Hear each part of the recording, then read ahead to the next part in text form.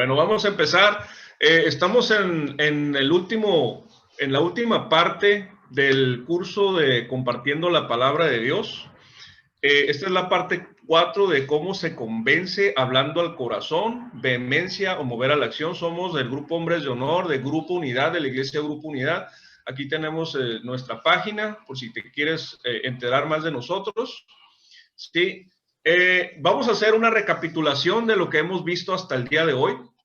Aquí tenemos, la clase 1 fue un hombre preparado por Dios. Esta clase, el enfoque de esta clase fue nuestro quebrantamiento ante Dios nos transforma para ser útiles. Esa es la frase de esa clase. La clase 2 que dice, ¿qué dice Dios? El bosquejo, la sustancia. La frase de esa clase es, escudriñar la palabra de Dios es trabajo. Es un trabajo, no es de la noche a la mañana, ni tampoco sale de la nada lo que hablamos, es trabajo, ¿no? 3, ¿cómo se aplica la predicación o la elocuencia? Convencer de la verdad tiene una estructura, aunque Dios es soberano y puede convencer solo con la palabra de Dios, ¿ok? El 4, ¿cómo se convence? Es el día de hoy que vamos a hablar de esto, hablando al corazón, la vehemencia o mover a la acción. Dice aquí, no podemos hablar al corazón de nadie a menos que Dios nos cambie, el nuestro. La palabra nos tiene que transformar a nosotros primero.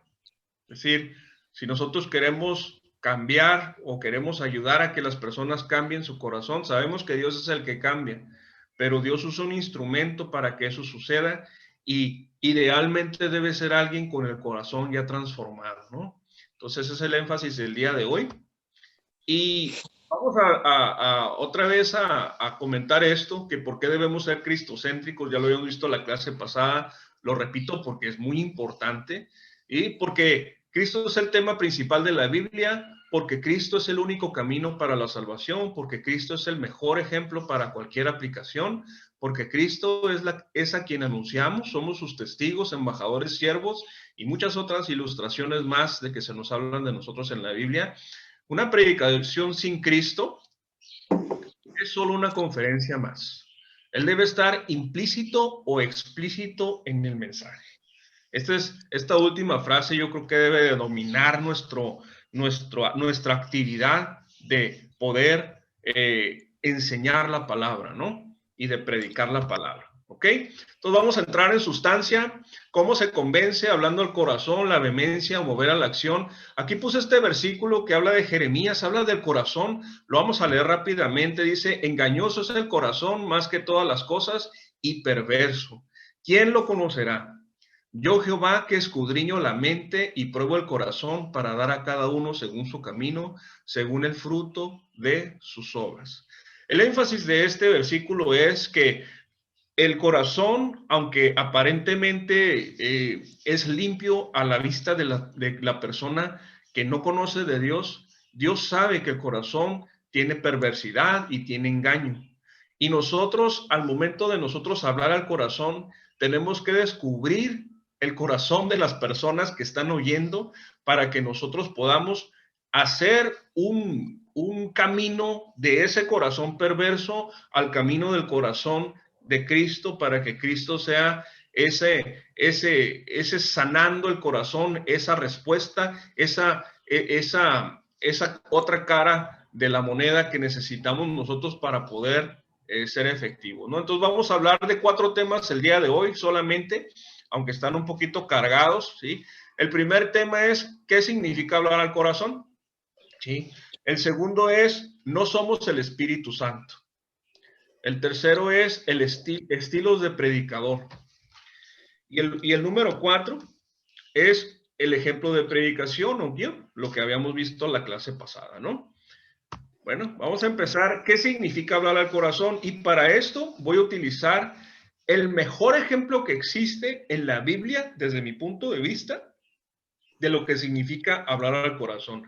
El rey David había pecado, había matado a un hombre, lo había mandado a matar, y había también tomado la mujer de ese hombre.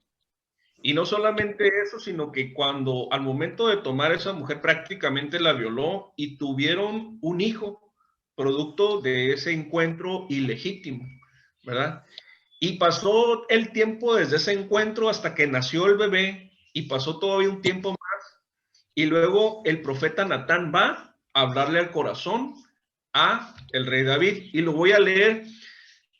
Voy a leerlo desde el versículo 1. Aquí me lo brinco un poquito, pero lo voy a releer de corridito y ahorita voy a explicar a qué me refiero con esto, ¿verdad?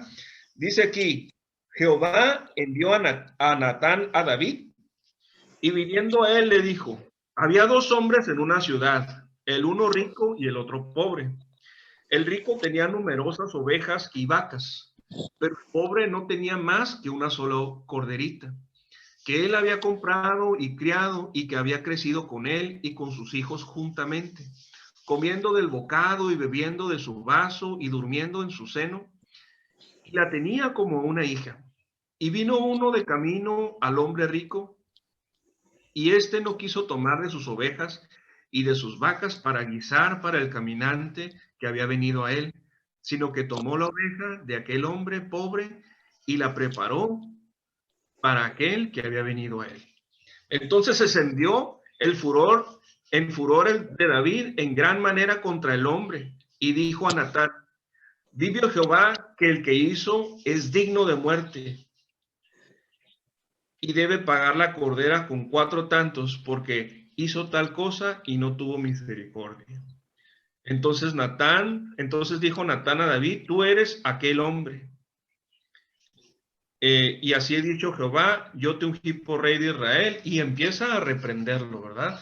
Entonces, ¿qué quiero decir con esto? Si ustedes se fijan en la ilustración de lo que significa hablar al corazón, es normalmente las personas, en el caso, por ejemplo, del rey David, el rey David conocía las escrituras, ¿verdad?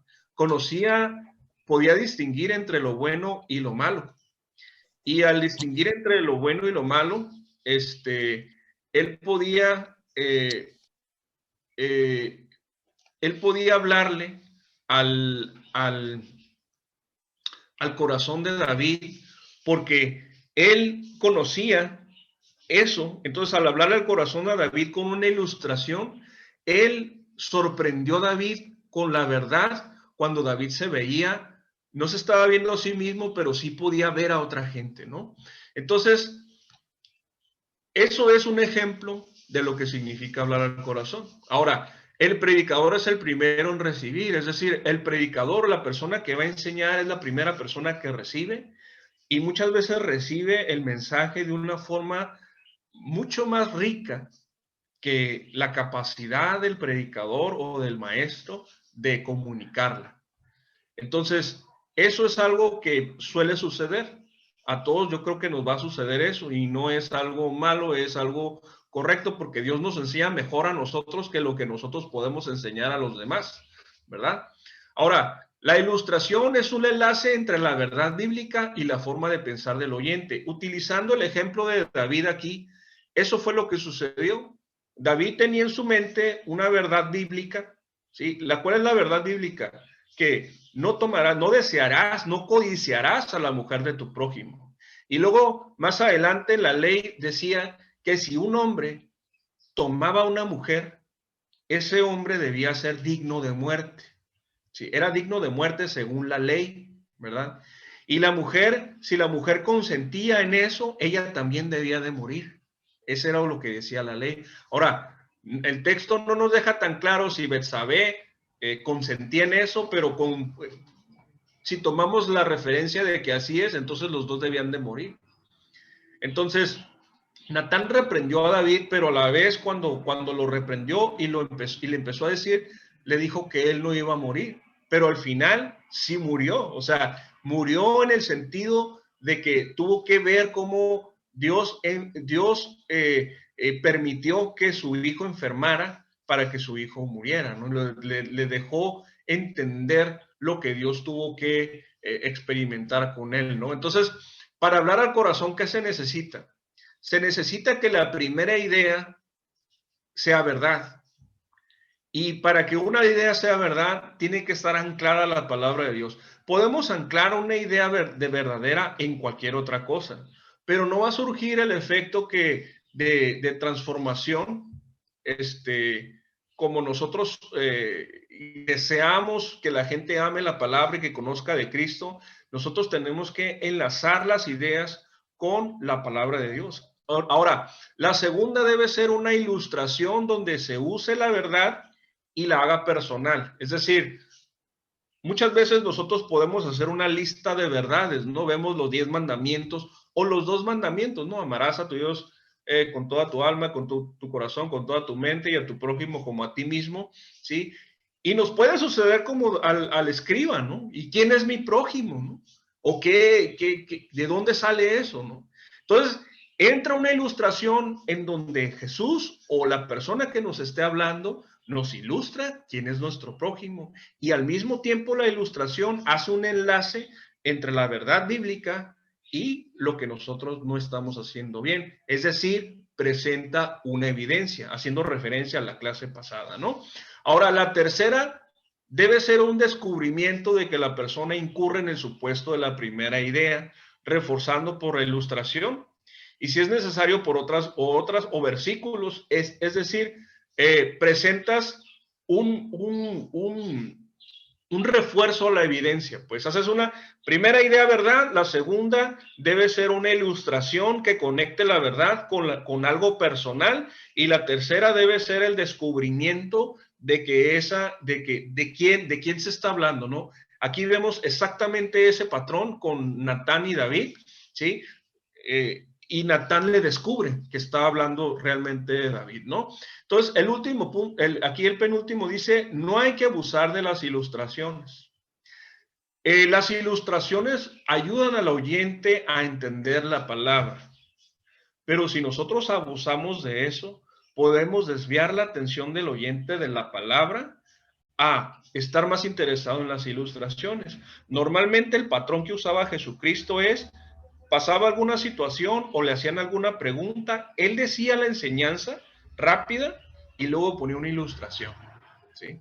Por ejemplo, cuando en el caso de cuando le preguntan quién es mi prójimo, pero Jesús explica que los 2 mandamientos resumían toda la ley y los profetas, que no se necesitaba más, ¿verdad? Pero al no entender la palabra, usa una ilustración y luego después le dice, pues ve tú, haz lo mismo que la ilustración, de tal forma que se conectan las dos y se hace una realidad en la vida de la persona, ¿no? Entonces, aquí como último punto, es mejor usar una ilustración bíblica. Es importante que resistas la tentación o las ganas de utilizar ilustraciones de tu vida personal o ilustraciones que no sean bíblicas. Por ejemplo, aquí yo te pude haber puesto una ilustración que no es bíblica, ¿no? Para enseñarte qué significa hablar al corazón. Pero cuesta más trabajo escudriñar la Biblia y sacar algo de la Biblia para que sea una ilustración. Fíjate que esto es mucho más rico y más efectivo porque ahorita, por ejemplo, a lo mejor a ti te interesa leer todo este tema porque tú quieres saber más. Entonces te guía a la Biblia, te regresa a la Biblia y no a una historia de algo que a mí me pasó o algo que le pasó a alguien más, ¿verdad? Ahora, no es malo hacer una ilustración de algo de la vida cotidiana porque Jesús hizo eso, ¿verdad? Pero lo más bueno es nosotros utilizar la Biblia como una ilustración de cualquier enseñanza, ¿ok? Entonces, eso significa hablar al corazón. Ahora, vamos a pasar al otro tema, ¿sí? El tema siguiente es que no somos el Espíritu Santo. Y me gustó este ejemplo que escogí cuando Elías hace un altar y pone a un buey en el altar y hace un sacrificio a Dios. Fíjate que aquí el pueblo, te platico un poquito la historia de por qué lo elegí. El pueblo de Israel había incurrido en apostasía, es decir, habían negado las verdades de Dios y se habían vuelto a adorar a un demonio llamado Baal. Y el rey Acab se había casado con una bruja llamada Jezabel. Y la bruja, como era sacerdotisa de Baal, ella había mandado matar a los profetas de Dios y tenía a 450 profetas de Baal y a otros 450 de, creo que de Astarot. Y ella utilizaba a esos falsos profetas para enseñarle a la gente todo lo que tenga que ver con esos demonios. Entonces, el profeta Elías estaba celoso de eso y, y le mandó decir al rey que no iba a llover, ¿va? Y luego pasó un tiempo de 3 años y medio y Elías se le presenta al rey. Y cuando se le presenta al rey, el rey está enojado porque no ha llovido, pero al mismo tiempo Elías reta no solamente al rey, sino a los otros profetas, los falsos profetas, y hace un concurso, es decir, hace una predicación, hace una conferencia. Entonces, en esa conferencia pone por un lado a los conferencistas de Baal y él se pone solo por otro lado. Y le dice a los conferencistas de Baal, hagan este altar, sacrifiquen a un animal y si cae fuego del cielo ese animal, entonces Baal es Dios. Y yo voy a hacer mi altar y si cae fuego del cielo, entonces Jehová es Dios. ¿Verdad? Entonces, con esa introducción vamos a leer esto y por eso, y después les voy a decir por qué lo elegí para decir que no somos el Espíritu Santo. Vamos a leerlo un poquito, ¿no? Sí, entonces dijo Elías a todo el pueblo, acercaos a mí, así ya tenía el altar listo, ya tenía el sacrificio listo, ¿sí? Y todo el pueblo se le acercó y él arregló el altar de Jehová que estaba arruinado. Cuando llegó la hora de ofrecer el holocausto, se acercó el profeta Elías y dijo, Jehová, Dios de Abraham, de Isaac y de Israel, sea hoy manifiesto que tú eres Dios en Israel y que yo soy tu siervo y que por mandato tuyo he hecho todas estas cosas. Respóndeme, Jehová, respóndeme para que conozca este pueblo que tú, oh Jehová, eres Dios y que tú vuelves a ti el corazón de ellos. Entonces cayó fuego de Jehová y consumió el holocausto, la leña, las piedras y el polvo, y aún lamió el agua que estaba en la zanja. Viéndolo todo el pueblo se postraron y dijeron, Jehová es Dios, Jehová es Dios. Ahora, fíjate, pasó el milagro, ¿verdad? Pero el pueblo no se convirtió. Dios hizo un milagro y manifestó a vista de todos que ese evento hizo Dios ese milagro y cayó fuego del cielo y no hubo lugar a dudas de que fue Dios, pero no se convirtió el pueblo. Y con esto, ¿qué te quiero decir? A lo mejor esa es una prédica excelente. A lo mejor tú dices, oye, no me faltó nada de decir. Y creo que seguí todos los procedimientos y todo. ¿Sí? Pero tienes que dejar que Dios sea el que haga la obra en el corazón de las personas. ¿Verdad? A veces te esfuerzas demasiado en querer que la gente entienda o que la gente se arrepienta, que la gente comprenda que no le das espacio a Dios para que Él haga su obra en el corazón de ellos. Después de esta gran predicación de Elías, por decirlo de alguna manera, Elías se agüitó, se sintió muy triste porque la gente no se arrepintió, aunque pudo matar a los profetas, ¿no? Entonces se sintió muy triste al grado de decir, ya nunca voy a predicar, ya voy a renunciar mejor al ministerio porque la gente no se arrepintió. Y Dios, después de pasarlo por un proceso tipo de consolación, le dice al oído, le dice, yo me reservé a 7,000 hombres que nunca se arrodillaron ante Baal ni lo besaron. Pero dice Dios, yo, no tú, Elías. ¿Sí? Entonces, Dios es el que hace que las personas entiendan, aunque es importante que seas un buen comunicador. ¿Sí? Y para esto, ¿qué necesitas? Para no querer ser el Espíritu Santo, ¿qué necesitas? Aquí te pongo algunos puntos. El punto 1 dice, no te ates a tus notas, dale espacio a Dios, ten libertad al hablar, de acuerdo al guión y al tiempo. Es decir, a veces tú puedes decir, me voy a aprender de memoria mis notas y voy a decir voy a decir esto de memoria, ¿sí? Y no es malo, pero tienes que darle libertad a Dios para que Dios haga. Y tienes que permitir que Dios fluya. ¿Y cómo vas a hacer eso? El segundo punto te lo dice, ¿no? Tu trabajo principal es conocer bien el texto y que se entienda la Biblia. Esa es tu chamba.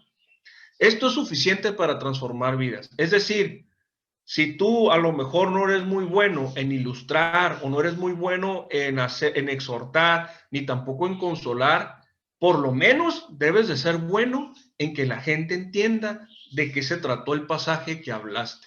Porque a veces eso es suficiente para transformar una vida. Un versículo bien explicado es suficiente para que alguien se acerque a Dios, ¿sí? Al final de cuentas, lo más importante que hablamos en cualquier predicación, en cualquier enseñanza, es la Biblia.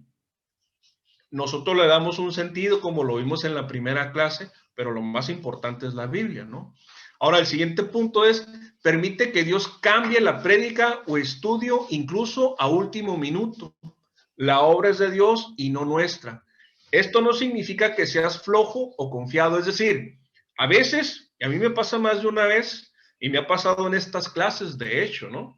Yo tengo una idea y empiezo a trabajar en esa idea, y luego me duermo y siento en la mañana de parte de Dios que todo lo que había yo hecho un día antes no sirve. Necesito cambiarlo. ¿Por qué? Porque el Espíritu Santo o Dios me está dando una estructura diferente o algo diferente que decir, o me dio un mejor ejemplo y yo lo tengo que modificar porque sé que viene de parte de Dios.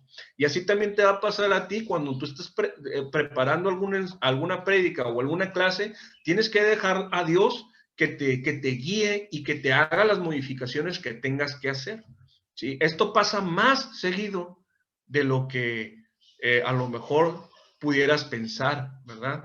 Porque cuando Dios interviene, salen cosas mejores a lo que a lo mejor así a ti se te puede ocurrir, ¿no? ¿Sí? Y recuerda que uno es el que siembra, otro es el que riega, pero el crecimiento lo da Dios. Es decir, si tú ves a gente convertida, si tú ves a gente prendida, si tú ves a gente transformada, lo único que hiciste tú fue sembrar. Lo único que hiciste tú fue quizás regar, pero tú no hiciste que nadie creciera, ¿sí? Tú no hiciste que nadie creciera. El crecimiento lo hizo Dios, ¿ok? Entonces, ahora vamos a los estilos del predicador, ¿sí? Aquí voy a hablar de dos cosas y después lo vamos a platicar porque esto es algo que a lo mejor a alguno de ustedes los va a sorprender, ¿sí? Para empezar, vamos a leer esto que dice 1 Samuel 16:7, es con respecto a cuando Samuel unge al rey David, ¿no? Y Jehová respondió a Samuel, no mire su parecer ni lo grande de su estatura, porque yo lo desecho. Porque Jehová no mira lo que mira el hombre, pues el hombre mira lo que está delante de sus ojos, pero Jehová mira el corazón. Eso fue lo que le dijo Dios a Samuel en el momento que Samuel fue a ungir a un rey a la casa del papá del rey David. Porque Samuel vio a los hermanos de David y dijo, wow, estos amigos están impresionantes, pero Dios tenía reservado a David para ser rey, ¿sí? Ahora, ya nosotros habiendo hablado de que Dios no mira lo que ve el hombre, pero sí Dios ve lo que ve el corazón del hombre, vamos a leer cómo era Pablo, en su estilo. Ahorita vamos a ver, ahorita en la siguiente diapositiva vamos a estudiar los estilos, pero para esto nosotros tendríamos que ver cómo era el estilo de Pablo, ¿no? Pablo siendo el gigante de la fe que nosotros conocemos, el que escribió la mayoría del Nuevo Testamento. Pablo, esa persona que a lo mejor alguno de ustedes se lo imagina como, wow, un predicador o una persona tan impactante que dices, híjole, pues no le vamos a llegar a Pablo, ¿no? Pero vamos a leer cómo era Pablo. Y Pablo escribe de sí mismo esto. O sea, él no lo está negando. Él está de acuerdo con lo que dicen de él, ¿sí? Dice, 2 Corintios 10:10, dice, porque a la verdad dicen, las cartas son duras y fuertes, mas la presencia corporal débil y la palabra menospreciable. Fíjate bien, Pablo era del tipo de persona que tú entrabas a una habitación y no notabas que estaba ahí. ¿Has conocido gente así? Yo sí he conocido gente así. Gente que conoce de la Biblia que es así. Pero cuando hablan o cuando comentan algo, se siente de parte de Dios el respaldo y la gracia de Dios con ellos. Ahora, dice la presencia corporal débil, es decir, una persona que no se nota en una habitación, y la palabra menospreciable, es decir, Pablo no tenía una oratoria, no era carismático, pues, no era así como que imponía ni decía las cosas y la gente ponía atención, ¿sí? Pablo tenía un estilo bajo y bajo medio. Ahorita vamos a ver la diferencia entre estos tres estilos, bajo, medio y alto. Entonces, Pablo no tenía eso, ¿verdad? Y se lo dice a los corintios, ¿por qué? Porque en los corintios, fíjate, hay algo interesante ahí en Corinto, que en Corinto, como era un lugar en donde se movía mucho dinero, había mucha gente educada y mucha gente que venía con temas de la oratoria, ¿no? Y en la oratoria les enseñaban cómo ser muy elocuentes, que había una presencia, que tenía todo este tema. Y curiosamente, si tú te pones a estudiar todo lo que habla Pablo con los corintios, en el primer capítulo de los Corintios, Pablo les exhorta y les dice, o sea, la gente se pelea diciendo, yo soy de Pablo, yo de Apolos, yo de Cefas y yo de Cefas y yo de Cristo.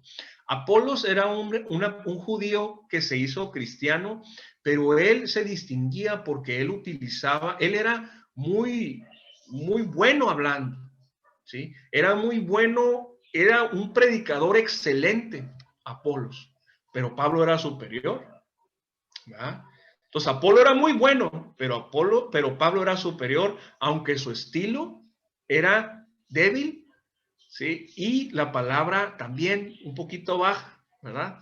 Pero su gracia, lo que Dios hacía con él era algo impresionante. Ahora, Pablo sigue hablando de lo mismo, dice, porque no nos atrevemos a contarnos ni a compararnos con algunos que se alaban a sí mismos, es decir, los falsos maestros o la gente de aquel entonces que se dedicaba a ser oradores profesionales, porque la gente de aquel entonces lo que hacía era que iba de lugar en lugar y la gente les daba dinero a la gente que hacía una conferencia y la gente y hacían entender a la gente. Entonces, estos falsos maestros a veces cobraban por eso, ¿verdad?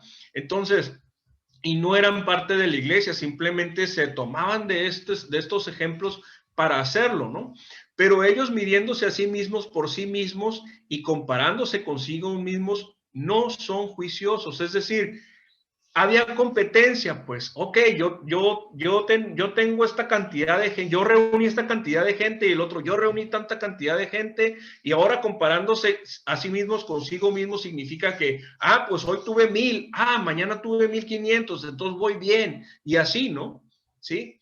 Entonces aquí Pablo en el 13 dice, pero nosotros no nos gloriaremos desmedidamente, sino conforme a la regla que Dios nos ha dado por medida, para llegar también hasta vosotros. Y si tú quieres leer más o menos de lo que se trata, todo este panorama que está hablando Pablo, porque Pablo está defendiéndose como apóstol, porque la gente, estos falsos maestros o esta gente que estaba contaminando a la iglesia, decía, como Pablo no es carismático, seguramente no es apóstol. Mejor ustedes, corintios, pónganse a ver a las personas que son carismáticas para que ustedes mejor los escuchen a ellos e ignoren a Pablo. Y estaban contaminando y polarizando a la iglesia por lo mismo, ¿no? De tal forma que en la iglesia había partidos como si fueran partidos políticos, entonces gente que prefería a cierto pastor, ¿verdad? Cierta gente, pero en realidad lo que estaba pasando era que se estaban yendo con la finta de ver con sus ojos en lugar de ver más allá, ¿verdad? Entonces, podemos hablar más de esto, pero yo creo que hasta ahí lo vamos a dejar y vamos a empezar con este tema, desglosarlo un poquito más, ¿no? Aquí dice, el mejor predicador no es el más carismático, sino el más cercano a Dios. ¿ok? Entonces, Pablo era más cercano a Dios que cualquiera de los que estaban en Corinto, incluyendo a Apolos, y por eso él era más efectivo que cualquiera, ¿no? El mejor comunicador se adapta a su audiencia y no al revés. Aquí ya estamos entrando en temas del conocimiento del estilo de predicador. Ahorita hacemos un parteaguas entre cómo era Pablo, que no se necesita ser carismático para ser un buen predicador, y ahorita ya estamos hablando de cómo es como nosotros tenemos que entender estas cosas para poder ser efectivos, ¿no? Entonces tenemos que adaptarnos a la audiencia. Y aquí vemos los tres tipos de audiencia. O sea, la gente oye de tres formas, ¿ok? Entonces, el primero es auditivo. Aprende con su imaginación. Entonces, cuando tú estás hablando y tú quieras captar la atención de una persona que es auditiva, tienes que usar la palabra escucha, pon atención, oye, cuando alguien que es auditivo escucha esas palabras, ¡pum!, captas la atención de esa persona. El otro tipo de oyente es visual, aprende con imágenes o cosas que ya haya visto antes. Entonces, las palabras para captar la atención es mira, observa, fíjate, recuerda, ¿sí? Entonces, cuando tú le dices a alguien, ¿recuerdas cuando estabas pequeño y todo? Entonces, las personas que son visuales se van a empezar a imaginar cuando estaban pequeños. Las personas que son auditivas, con que tú les digas que escuchen, ya te pusieron atención. El kinestésico quiere decir que la persona que es física, que aprende haciendo, ¿sí?, con cosas que ya ha hecho antes o haciendo algo. Es decir, un kinestésico, si tú le dices, mira, ¿te acuerdas cuando tú a lo mejor estabas trabajando y podando el pasto, haciendo esas cosas? Entonces, él va a relacionar lo físico con una enseñanza y es algo bueno. Jesús utilizaba esto también, ¿verdad?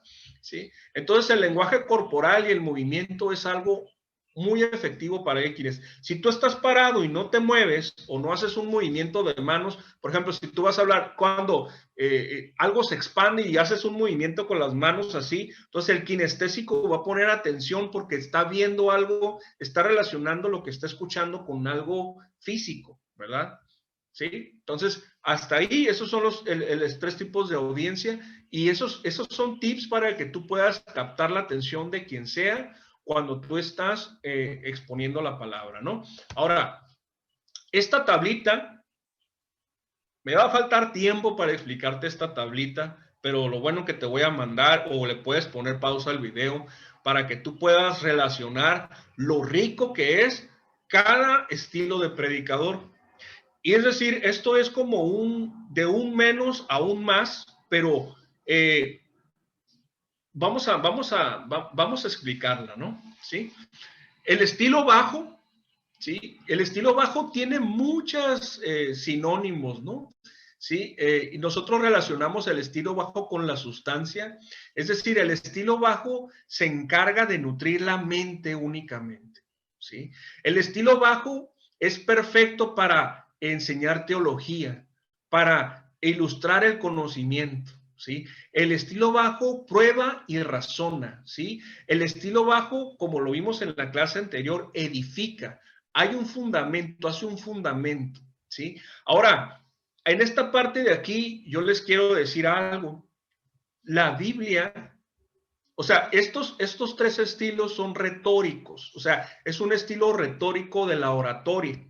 Ese estilo retórico de la oratoria, ¿sí?, es algo que es desde Aristóteles, ¿verdad? De Aristóteles enseñaron esto de cómo hacer un discurso para que la gente aprenda y entienda. Cuando Aristóteles empezó con este tema, Apolos fue educado también, por ejemplo, en Egipto y él traía este tema de la educación. El que utilizó ¿de dónde saqué este tema? San Agustín, que es un cristiano de los, creo que es del tercer siglo, no sé exactamente. A San Agustín tomó esto y lo desglosó e hizo una obra muy interesante en donde relacionó la predicación con los estilos de oratoria de aquel entonces. Y desde entonces, en los seminarios y en algunos cursos cristianos, se ha utilizado esta información para ilustrar la forma en que un comunicador puede utilizar estas técnicas para poder explicar correctamente la palabra. ¿ok?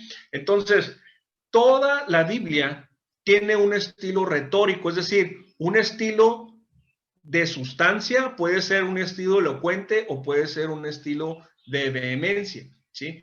Y aquí el capítulo que ilustra, por ejemplo, el estilo bajo o la sustancia puede ser Gálatas capítulo 4, ¿sí? En este estilo bajo explicas y expandes el texto bíblico, ¿sí? Honra a Dios enseñando, ¿sí? Honra a Dios enseñando. Tú a lo mejor puedes tener un estilo bajo en donde tú eres muy metido en lo que es la Biblia, muy lo que dice la teología y todo ese tema, tú explicas muy bien, expandes el texto, honras a Dios cuando enseñas, ¿sí? Entonces, normalmente todos los maestros que tienen una profundidad hasta cierto punto tienen un estilo bajo muy desarrollado, ¿verdad? Pero la gente que es más visual, más activa, más dinámica, se les hace aburrido, ¿verdad? Dices, oye, este camarada, quién sabe qué está diciendo, está muy denso. Entonces, las personas necesitan que la imaginación se nutra y el estilo medio es el que habla de la imaginación, es la elocuencia, ¿verdad? Entonces, es el estilo medio cuando hablas a estos y el estilo medio se enfoca en el carácter, en el ser, en la virtud, ¿sí? En las cosas que deleitan e imaginan. En esta parte tú exhortas porque tomas evidencias, pero las evidencias tú las presentas de una forma que hablan al corazón. Ahora, un capítulo bíblico que tenga este estilo retórica puede ser 1 Corintios 13, ¿ok? El estilo medio es atractivo, habla al corazón, captura la imaginación, es real y sincero. Honra a Dios hablando al corazón, ¿ok? Entonces, si la persona no solamente tiene teología, sino también puede hacer que las personas se imaginen algo, ¿sí? Y deleitan la imaginación de las personas tienen un estilo bajo medio, ¿sí? Pero hay otro tipo de persona que tiene un estilo alto, una persona que siempre está emocionando a su audiencia, la mueve, ¿no? Y hay una vehemencia, que es esto, ¿no? ¿Sí? Que es interesante para la gente y de cierta forma es artístico. ¿Por qué? Porque al momento de que tú emocionas a alguien, el arte por definición es algo que crea una emoción del otro, en el espectador, ¿no? Entonces, el estilo vehemente o el estilo alto siempre está moviendo la acción y de alguna forma presenta soluciones que consuelan a la gente, ¿verdad? El estilo alto en algunos libros le llama el estilo Grant o el estilo de un político que llama a la acción, ¿verdad? Entonces los políticos muchas veces usan estas diferentes características para que en su discurso puedan utilizarlo para poder llegar a la audiencia y que la audiencia entienda el mensaje, ¿no? Entonces, en la Biblia, ¿dónde encuentras un estilo alto o de vehemencia? En Romanos 8. Romanos 8 está hermoso. Romanos 8 te dan ganas de levantarte y adorar a Dios, ¿verdad? Romanos 8, y en mi punto de vista, Romanos 8 es uno de los capítulos más bellos de la Biblia, ¿no? Entonces, el estilo alto es impactante, poderoso, llama a levantarse y hacer algo, ¿no?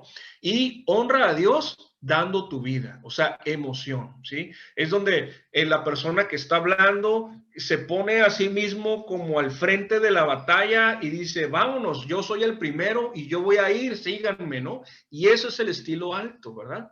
Entonces, también tú lo puedes distinguir con el tono de la voz. A veces, para tú enseñar no necesitas una voz muy alta, ¿no? Para tú capturar la imaginación tienes que hacer de voz baja a voz alta, tienes que hacer esto, ¿no? Pero si tú quieres mover a la acción o quieres que las personas se levanten de su asiento, tú tienes que empezar a alzar la voz, ¿verdad? Entonces, a veces solo con escuchar al predicador ya sabes más o menos cuál es su estilo. Ahora, regresamos al tema.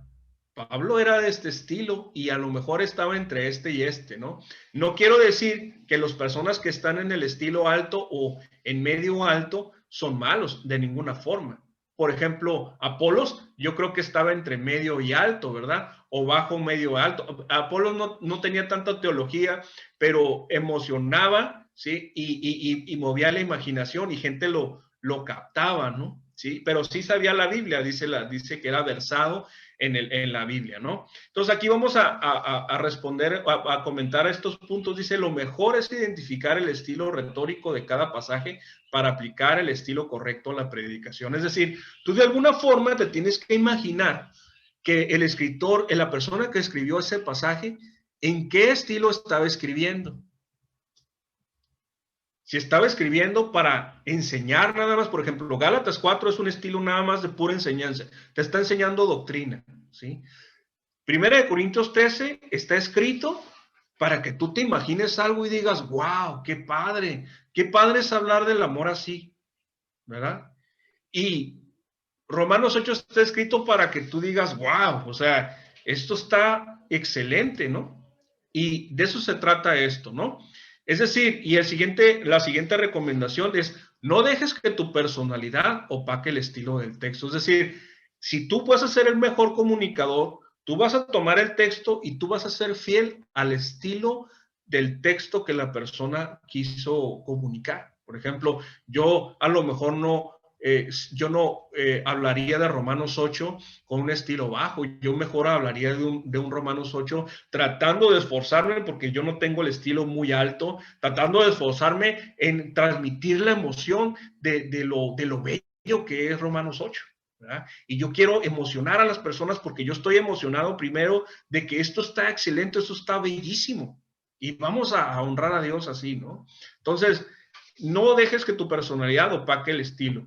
Ok, si alguien usa los tres estilos sería un orador completo, aunque no sea tan común alguien así.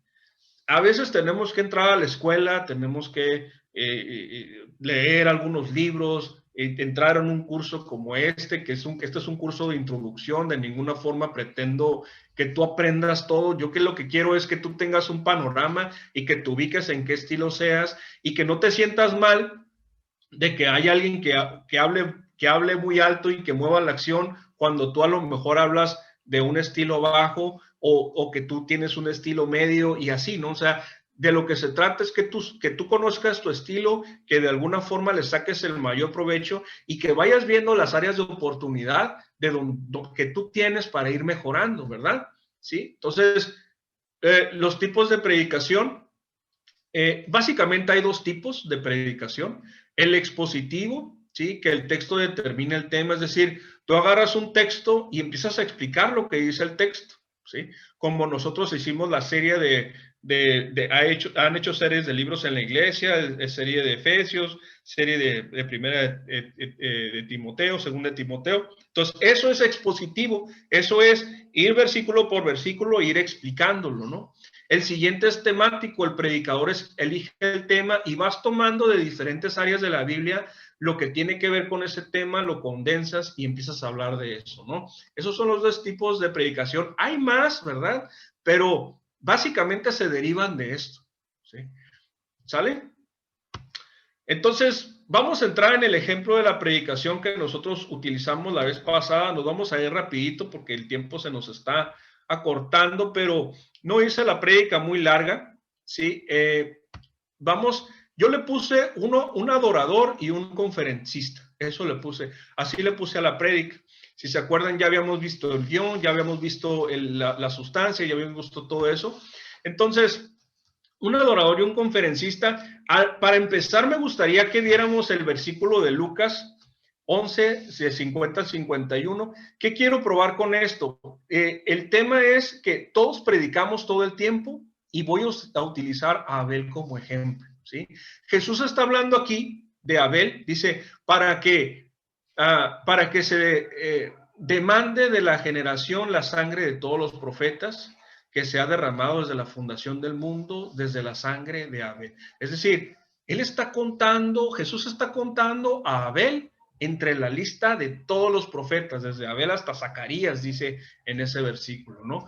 Pero nosotros no sabemos que Abel haya predicado, ¿sí? Nosotros lo único que sabemos de Abel es que hizo un sacrificio y que su hermano lo mató porque él agradaba a Dios. Entonces, ¿qué queremos sacar de esta idea? Lo que queremos sacar de esta idea es que las acciones de Abel también estaban predicando. tan predicaban que hicieron que su hermano lo odiara a tal grado de que lo quisiera matar, ¿sí? Y todos nosotros estamos predicando todo el tiempo con nuestras acciones. Hay gente que te ve a ti y que se siente ofendida porque tú no haces lo que ellos hacen. Hay gente que te ve a ti y te rechaza. ¿Por qué? Porque tú representas algo que probablemente ellos no chequen con eso, ¿verdad? Entonces, tú con tu vida, con tu forma de vivir, estás hablando y estás predicando, ¿sí? Entonces, habiendo establecido esta verdad, vamos a tratar lo que tenga que ver con la mujer y en el capítulo 7 de Lucas, ¿sí? El fariseo y la mujer. Y vamos a ver nada más 3 puntos de este extracto para que más o menos te des una idea de cómo hacemos esto. En el hogar de Simón el fariseo, la mujer y el fariseo predicaron. ¿Cómo predicaron? De la misma forma que Abel le predicó a Caín, de esa misma forma, ¿verdad? La siguiente es por qué predicaron diferente y el último es quién es este, ¿no? Así le puse.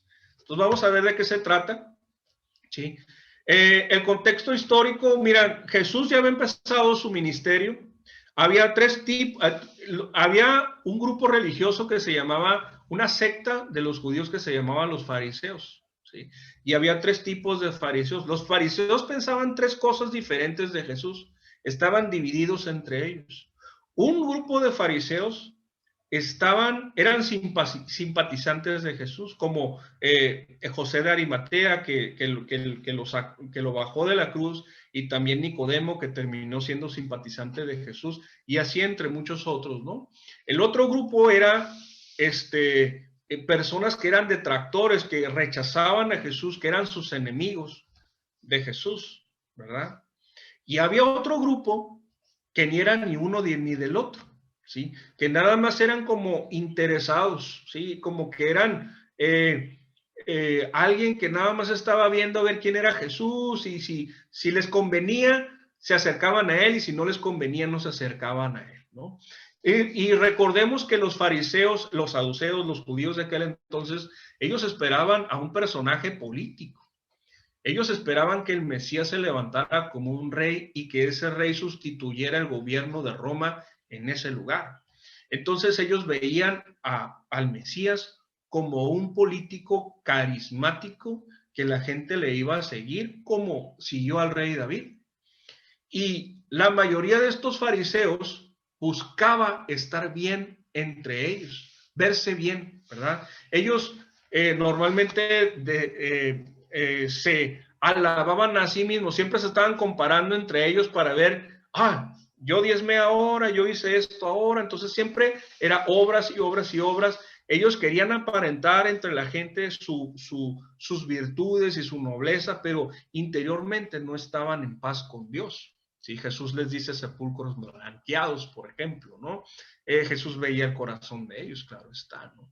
Entonces, nosotros vemos a los fariseos en ese sentido, ¿no? Sí, ahora vamos a empezar a leer esto, ya habiendo hablado de quiénes son los fariseos, vamos a empezar a leer lo que dice Lucas 7, del 36 al 39. Acuérdense que estamos hablando de que la mujer y el fariseo predicaron. Entonces vamos a ver qué predicaron ellos dos en Lucas 7, del 36 al 39, ¿no? Sí, vamos a leer. Uno de los fariseos rogó a Jesús que comiese con él, y habiendo entrado en casa del fariseo, se sentó a la mesa. ¿Por qué rogó el fariseo? El fariseo rogó sencillamente porque para ellos era cuando había alguien distinguido, que esa persona distinguida fuera a comer a la casa de un fariseo o de alguien, significaba que la persona, en este caso un rabino, que iba emergiendo, llegó a la casa de este fariseo, y el fariseo se sentía importante.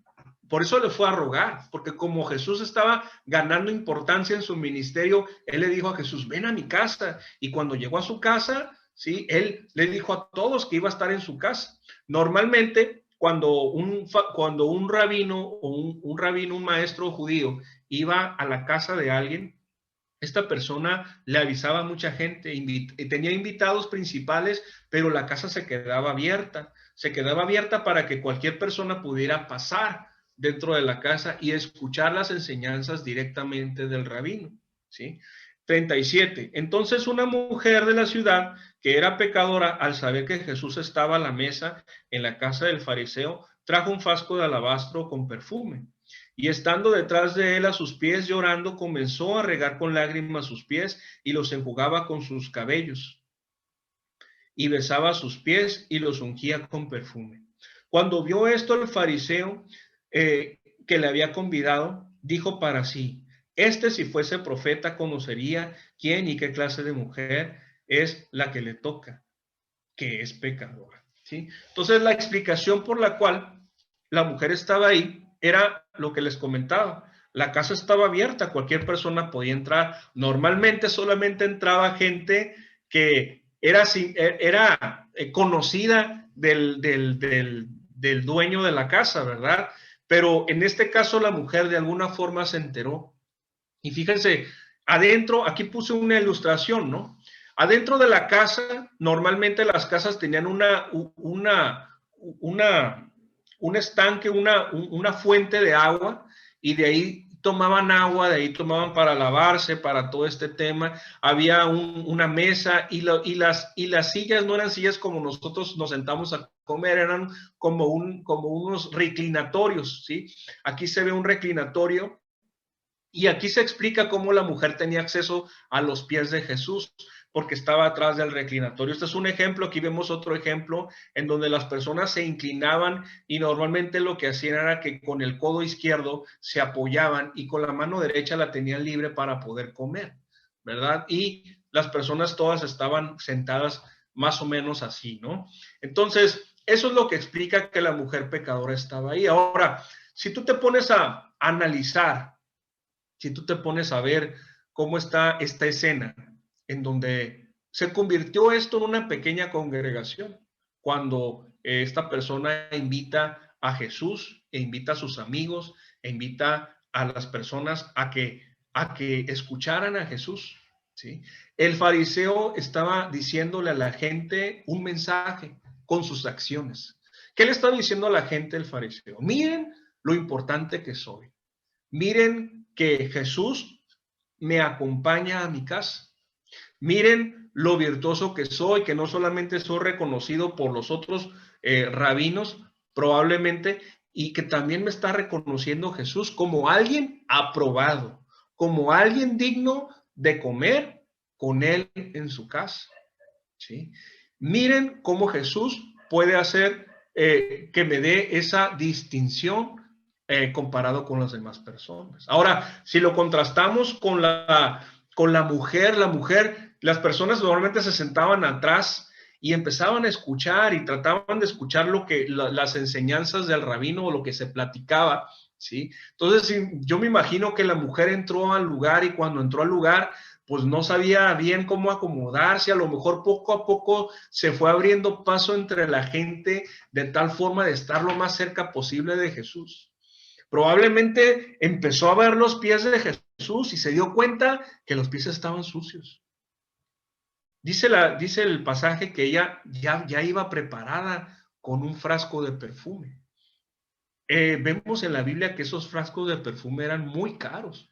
Normalmente costaban 300 denarios, es decir, más o menos lo que ganaría una persona en un año, una persona promedio. Yo no sé cuánto ganes tú en un año, pero imagínate el salario de un año en un frasquito, ¿sí? Entonces, las personas, este tipo de mujeres que se dedicaban pues a la prostitución, porque en la inferencia de lo que se trata aquí es que la mujer era prostituta, ella traía un frasco de gran precio. Y cuando se acercó a Jesús y le empezó a ver los pies de lejos, ella empezó a ver la suciedad de los pies. Y yo me imagino que ella pensó así como que, ¿cómo puede ser? ¿Cómo puede ser que él siendo un rabino no le hayan lavado los pies? ¿Cómo puede ser que siendo él un rabino no le hayan dado esa atención? Entonces, a lo mejor con sentimiento de agradecimiento, con esa confianza atrevida, se pone ahí con él y le empieza a ungir los pies con su perfume, ¿no? Y ya una vez empezando a ungir los pies con su perfume, pues un sentimiento de gozo, de agradecimiento o de, o no sé, a lo mejor una mezcla entre arrepentimiento y gozo empieza a llenar su corazón al grado de que sus ojos empiezan a vertir agua del alma, ¿verdad? Agua, y esa agua empieza a regar los pies del maestro. Y los pies del maestro se empiezan a mojar y ella dice, y ella, normalmente las personas de aquel tiempo no traían el pelo suelto, las mujeres, ¿no? Eran mal visto, pues, que las mujeres trajeran el pelo suelto. Entonces, soltarse el pelo era algo mal visto. Entonces, como ella no tenía con qué limpiarle los pies al Señor, agarra y se suelta el pelo y empieza a limpiarle con su pelo. Entonces, la forma en que predicó ella y la forma en que predicó el fariseo es la siguiente. El fariseo estaba predicando y tenía a Jesús sentado y le decía a Jesús, mírame, qué bien predico, Jesús, qué bien lo hago. Y miren a todos, aquí tengo a Jesús sentado conmigo, viéndome, admirándome, ¿verdad? Y la mujer predicó de la siguiente forma. No me importa cómo me vea yo, no me importa lo que la gente piense de mí, ni me importa si la gente sabe mi pasado, ni me importa si la gente me critica, yo voy a adorar a Jesús. Los dos estaban predicando de Jesús, pero uno en una posición de orgullo y el otro en una posición de humillación y de adoración. Entonces, la mujer y el fariseo predicaron, ¿no? Vamos a continuar y vamos a ver por qué predicaron diferente, qué los movió a ellos a predicar diferente. Vamos a leer primero lo que dice Lucas 7, 40 al 46 y luego vamos a explicar a qué se refiere, ¿sí? Recordemos que el fariseo se preguntó a sí, se dijo dentro de sí mismo, hubo un pensamiento que decía en el 39 que si este fuera profeta conocería qué clase de mujer es la que le toca. Entonces en el versículo 40 Jesús responde al pensamiento de esta persona con una parábola para descubrir el corazón de esta persona. Entonces dice, entonces respondió Jesús y le dijo Simón, o sea, al dueño de la casa le dijo, Simón, una cosa tengo que decirte. Y le dijo, di maestro, es decir, que la gente no se dé cuenta que yo no considero a Jesús como un rabino de lo más distinguido, pero a la vez, al mismo tiempo, hipócritamente le digo maestro, ¿verdad? Entonces, Jesús le empieza diciendo lo siguiente. Un acreedor tenía dos deudores. El uno le debía 500 denarios y el otro 50. Y uno no tenía, y no teniendo ellos con qué pagar, perdonó a ambos. Di pues, ¿cuál de ellos le amará más? Respondió Simón, dijo, pienso que aquel a quien perdonó más. Y le dijo, rectamente has juzgado.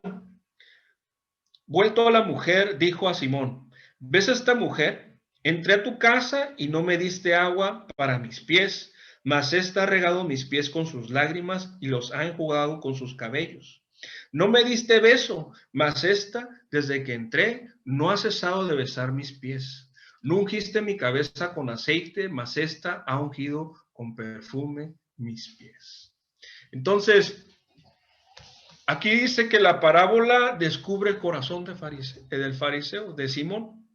Simón se acusa a sí mismo, utiliza una forma de hablar al corazón Jesús para descubrir el corazón del fariseo, ¿sí? Ahora, la tradición judía decía que toda persona importante, sobre todo un rabino, había tres gentilezas que se les tenía que hacer forzosamente, no se podían omitir porque sería una grosería.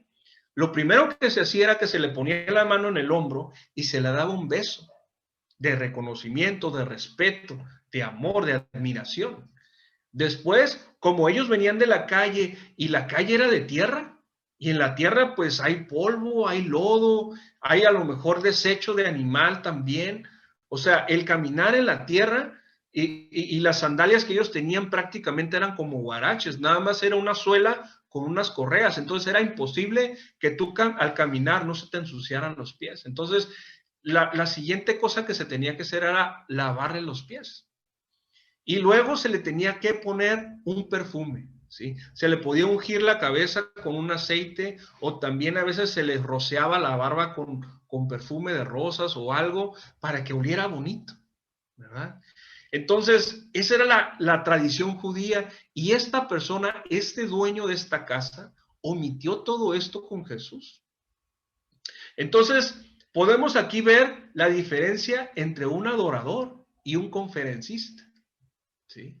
El adorador ama y desea que Jesús sea ese objeto de adoración, esa persona que se distinga en la habitación a pesar de los defectos de la persona, a pesar de las deficiencias de quien habla, a pesar de las deficiencias de quien hace, ¿sí? Él desea que Jesús sea adorado y no solamente lo adora a él, sino que a las otras personas el perfume de la adoración de la persona que está hablando de Jesús llega e impacta a las personas.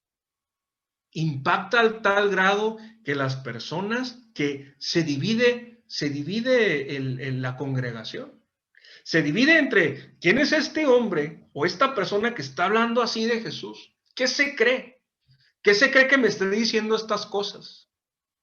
Y el otro es, sí, vamos a adorar a Jesús, vamos a hacer lo que hizo la mujer y también hay que aventarnos a los pies del maestro porque él se merece y soy más. Esos son los dos tipos de personas que se tienen que dividir en un lugar cuando un adorador tiene en su boca la palabra de Dios. Un conferencista va a querer quedar bien con todos. Va a querer dejar satisfecho a la gente que no sabe de Jesús y va a querer dejar satisfecho a la gente que tiene hambre de Jesús. No, para él no hay distinción. Lo que el conferencista quiere es que lo vean a él y que lo alaben a él. Esa es la diferencia. Por eso predicaron diferente. ¿Ok? Entonces, ¿quién es este? Hablan las personas, ¿no? Entonces, vamos a leer el 47 al 50. Dice, está hablando Jesús, por lo cual te digo que sus muchos pecados le son perdonados, porque amó mucho. Mas aquel a quien se le ha perdonado poco, poco ama. Y a ella le dijo, tus pecados te son perdonados. Y los que estaban juntamente sentados a la mesa comenzaron a decir entre sí, ¿quién es este que también perdona pecados? Pero él dijo a la mujer, tu fe te ha salvado, ve en paz. Si Dios te ha perdonado tus pecados, las personas van a distinguir entre una persona agradecida con el Dios verdadero, con Jesucristo, el que murió en la cruz y resucitó, a una persona que para él Jesús solamente es una herramienta para que la gente lo alabe, para que la gente lo conozca. ¿Sí? Entonces, si a ti te ha perdonado tus pecados Jesús, tú tienes que ser como la mujer. No solamente cuando hables de él o cuando cumplas tu ministerio, en toda tu vida. La gente te tiene que ver escandalizada de que tú, ¿cómo es que estás tan enamorado de este Jesús? Al grado de que se presenten contigo y digan, a ver, dime, ¿por qué piensas y hablas así de él? Te van a decir, ¿quién es este? ¿Quién es este? Y tú le vas a decir, este es el que perdonó mis pecados. Este es el que me dejó acercarme a él cuando la gente me rechazaba y creía que yo no tenía ninguna posibilidad de poder tener perdón de Dios. Entonces, este es el Jesús al que nosotros adoramos, este es el Jesús al que nosotros predicamos y el día de hoy de eso se trata. de que nosotros aprendamos que a pesar de nuestros defectos, a pesar de que nosotros no lo hacemos perfecto, a pesar de que a veces no tenemos todas las herramientas, nosotros somos como la mujer y adoramos a Dios. ¿Sale? Entonces, la prédica fue esta, muchachos. Lo quise hacer así, a lo mejor me extendí un poquito más de lo debido, pero les quiero explicar cómo estuvo la estructura. Primero, pues es la oración, esa la omití, el saludo también lo omití. Las razones para escuchar, ¿se acuerdan? Las razones para escuchar es que todos predicamos. Cuando hablé del tema de Caín y Abel, entonces hice una comparación de Abel con todos nosotros, ¿sí? El estilo de lectura fue lectura y comentarios pausados, ¿sí? La lectura de un pasaje mientras se lee, se detiene a explicarlo, lo traté de explicar lo mejor posible y traté de ser estratégico con la presentación de evidencias, ¿sí? Ahora, la solución al problema, pues espero que haya quedado claro, hice mi mayor esfuerzo. Tenemos que ser como la mujer, ¿verdad? Y tenemos que evitar ser como Simón el fariseo, y el llamado a la acción es adórale. Adórale, ¿no? Sí.